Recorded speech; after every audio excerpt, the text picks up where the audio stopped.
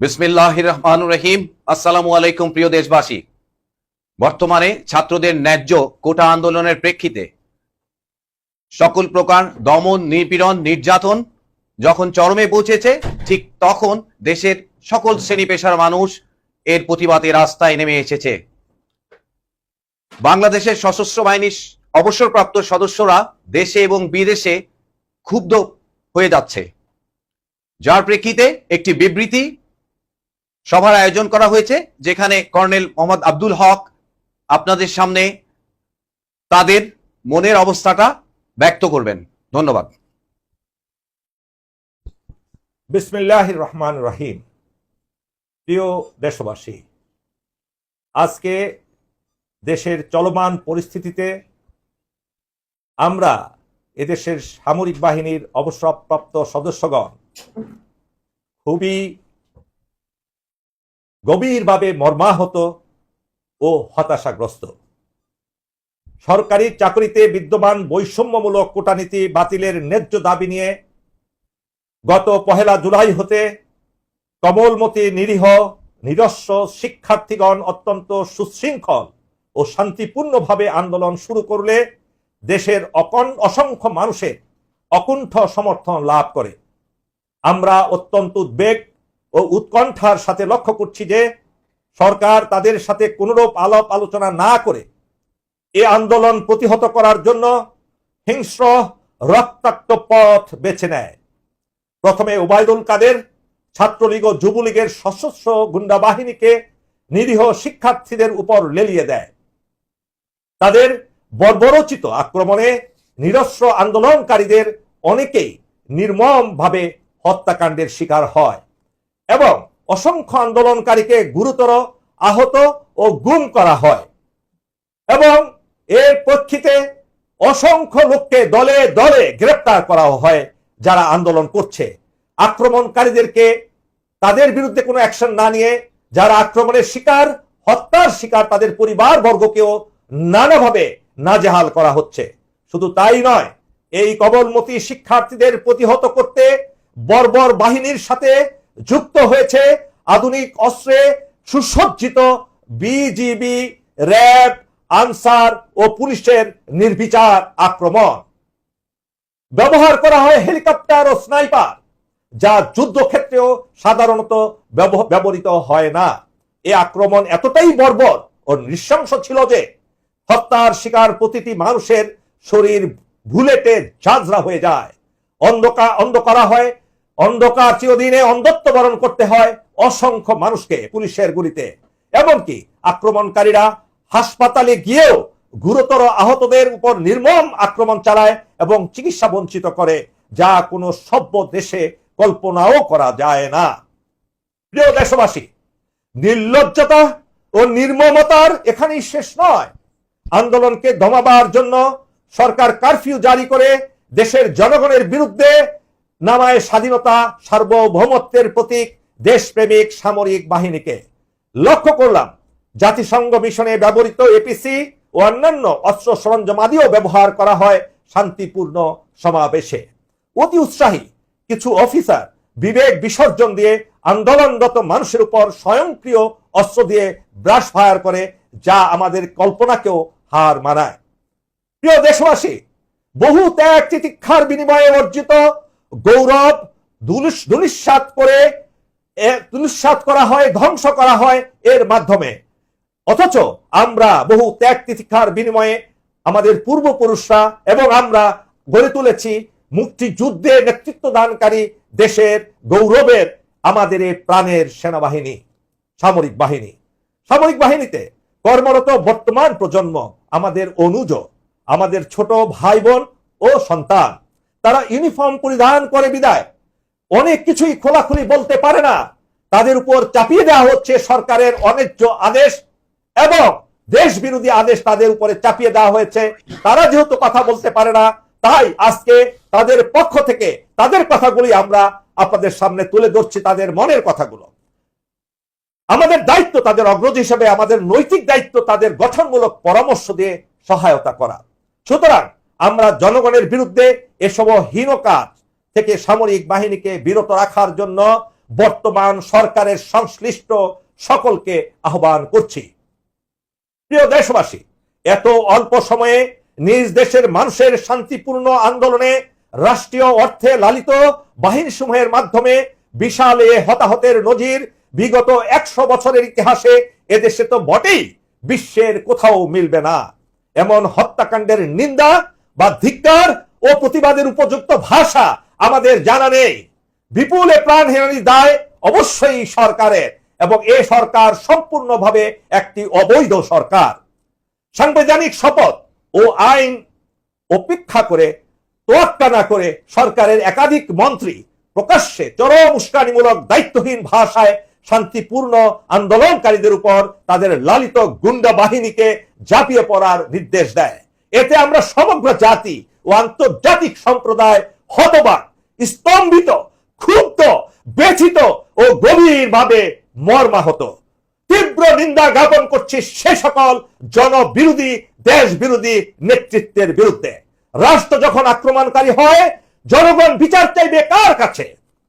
প্রিয় দেশবাসী, আমরা মনে করি সংবিধান অনুযায়ী বেসামরিক প্রশাসনের সহায়তায় দায়িত্ব পালনের ক্ষেত্রে বিভিন্ন সময় কঠোর অবস্থান গ্রহণ করতে হয়, কিন্তু তা কোনো ক্রমেই দেশ ও জনগণের স্বার্থ বিরোধী হওয়া কাম্য নয়।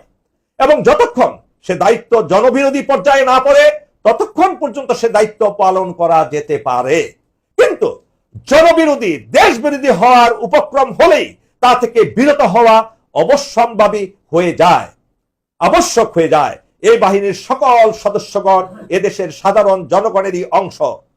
বর্তমান অবস্থার প্রেক্ষিতে ছাত্র জনতার উপর মাত্রাতিরিক্ত বল প্রয়োগ, তাদেরকে দেখা মাত্র গুলি করার নির্দেশ, সেই নিরিখে সম্পূর্ণরূপে অবৈধ ও জনবিরোধী।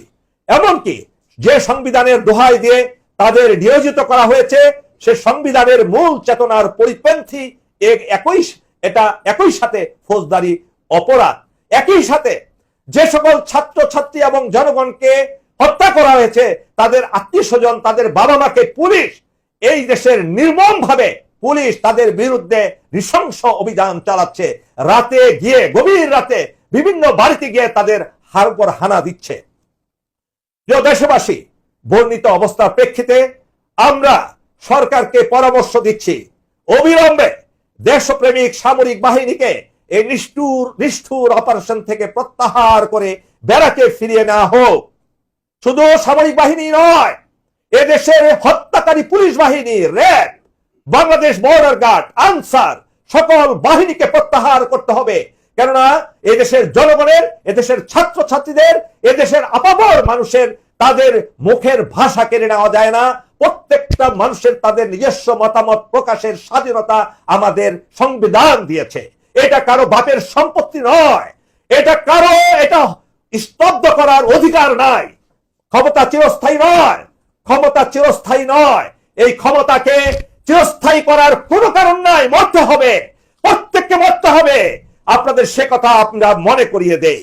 একই সাথে সামরিক বাহিনীর সকল অফিসার ও সৈনিকদের আমি সকল অবসরপ্রাপ্ত কর্মকর্তা, জেসিও, এনসিও, সৈনিক বৃন্দের পক্ষ থেকে উপরে যে উল্লেখ করেছি সে কার্যকলাপ থেকে বিরত থাকা থেকে সংবিধানের মূল দাবি অনুযায়ী জনগণের পাশে থাকার জন্য বিনীতভাবে অনুরোধ করছি, আহ্বান জানাচ্ছি। প্রিয় দেশবাসী, আমরা মনে করি এখনো সময় আছে সামরিক বাহিনীর ঘুরে দাঁড়িয়ে এ কলঙ্ক মুছে দেওয়ার। একই সাথে কলঙ্ক মুছে দেওয়ার মনে রাখতে হবে, আমাদের প্রিয় সামরিক বাহিনী, এ দেশ স্বাধীন করেছে আমরা, আমাদের পূর্বপুরুষেরা। আমাদের সামরিক বাহিনী না থাকলে কিয়ামত পর্যন্ত এদের স্বাধীন করার ক্ষমতা কোনো নেতার ছিল না। সারা দেশবাসীর নেতৃত্ব দিয়েছে স্বাধীনতা যুদ্ধে আমাদের সেনাবাহিনী। এ কথা ভুলে গেলে চলবে না। এই সেনাবাহিনী সারা বিশ্ব জুড়ে আমাদের সামরিক বাহিনীকে পরিচিত করিয়েছে এবং সুনাম অর্জন করেছে দেশের জন্য। এটা আমাদের ভুলে গেলে চলবে না। সেটা অনেক বড় অর্জন। এই অর্জনকে আমরা ধূলিসাৎ করতে পারি না। একই সাথে আমি সরকারকে অনুরোধ করব, গণহত্যার সাথে জড়িত পুলিশ, বিজেপি, র্যাব ও গুন্ডা বাহিনীর সকল সদস্যদেরকে অনতি বিলম্বে গ্রেফতার করে দ্রুত বিচারের আওতায় আনতে হবেই হবে। যদি আপনারা না পারেন, এ দায়িত্ব জাতিসংঘে অর্পণ করেন, কেননা জাতিসংঘ এর চেয়ে ছোটখাটো ঘটনা নিয়েও তারা অনেক বড় বড় কাজ দেখিয়েছে। সুতরাং সরকার অবশ্যই দেশের সকল জনগণের 99% জনগণের এ দাবি মেনে নিতে বাধ্য। একই সাথে একটি প্রতিবেশী দেশের নির্মম নির্লজ্জ উপদেশ থেকে বিরত থাকার জন্য আমরা অনুরোধ করছি। না হলে এর একটি এমন প্রতিক্রিয়া হবে, প্রিয় প্রতিবেশী দেশ, এই প্রতিবেশী দেশের উগ্র একটি রাজনৈতিক দল যারা দেশ চালাচ্ছে, আপনাদের অস্তিত্ব কেন, আপনাদের দেশের বিরুদ্ধে দেশবাসী চলে যাবে, তখন আপনাদের অন্য কোনো উপায় থাকবে না। প্রিয় দেশবাসী, পরিশেষে আমি বলতে চাই, আমরা বিশ্বাস করি জনগণ এখনো সামরিক বাহিনীকে তাদের আশা ভরসা স্থল হিসেবে বিবেচনা করে। সামরিক বাহিনী সদাচরণশীল হলে, মানুষের সাথে সৎ ব্যবহার করলে, মানুষের মতো ভালো ব্যবহার করলে জনগণের সে আস্থা ফিরে অবশ্যই আমরা পাবো। আমরা সেই সামরিক বাহিনী পেতে চাই এবং পূর্বে আমাদের যে বিশাল অর্জন, সে অর্জন কোনোভাবেই আমরা হারাতে চাই না। তবে তা হতে হবে পরিস্থিতি খারাপ হওয়ার আরো আগেই। সে নিশ্চয়তা আমরা আমাদের অভিজ্ঞতার আলোকে দিতে পারি। আমরা মনে করি দেশের মালিক জনগণ, কোনো ব্যক্তি নয়। দেশের মালিক জনগণ। আবারও বলছি, দেশের মালিক এ দেশের জনগণ। এটা গণপ্রজাতন্ত্রী বাংলাদেশ, এটা বাংলাদেশের মানুষের দেশ, কারো বাপের দেশ নয়, কারো পৈতৃক সম্পত্তি নয়। কোন দেশের সাহায্যে আমরা স্বাধীনতা অর্জন করিনি। 30 লক্ষ শহীদের বিনিময়ে দেশের স্বাধীনতা অর্জিত হয়েছে। অসংখ্য মা বোনের ইজ্জত লুণ্ঠন করা হয়েছে। লক্ষ লোকের এই দেশের মানুষকে বিসর্জন দিয়ে আমরা স্বাধীনতা অর্জন করেছি, কারো দয়ায় পাইনি। উপর আল্লাহ, মহান আল্লাহ পাকের সাহায্যে, আল্লাহ পাকের ইচ্ছায় আমরা স্বাধীনতা অর্জন করেছি। কোন দেশ যদি দাবি করে তারা আমাদের স্বাধীন করে দিয়েছে, সেই কাপুরুষদের বলতে চাচ্ছি, তাহলে আপনারা স্বাধীনতা যুদ্ধের শেষ প্রান্তে সেই দেশে দখল করতে আসতেন না। আপনাদের বিশাল সংখ্যক সেনাবাহিনী নিয়ে এসেছিলেন এই দেশকে দখল করার উদ্দেশ্যে, স্বাধীন করার উদ্দেশ্যে নয়। তাই আমি সারা দেশবাসীকে আহ্বান করব, আমার প্রিয় সেনাবাহিনী, সামরিক বাহিনীকে আহ্বান করব, চলুন আমাদের নিজেদের দেশকে রক্ষা করার দায়িত্ব আমাদের। আমরা যাতে আমাদের স্বাধীনতা, সার্বভৌমত্ব বিলীন না করে এটাকে রক্ষা করতে পারি এবং হত্যাকাণ্ডের, নির্বিচারে হত্যাকাণ্ডের সঠিক বিচার পেতে পারি, সে কাজ করে যায়। আল্লাহ আমাদের সহায় হন। মহান আল্লাহ তাআলার কাছে সর্বশেষ আমরা সাহায্য প্রার্থনা করে আমাদের ব্রিফিং শেষ করছি। আল্লাহ হাফেজ। বাংলাদেশ জিন্দাবাদ।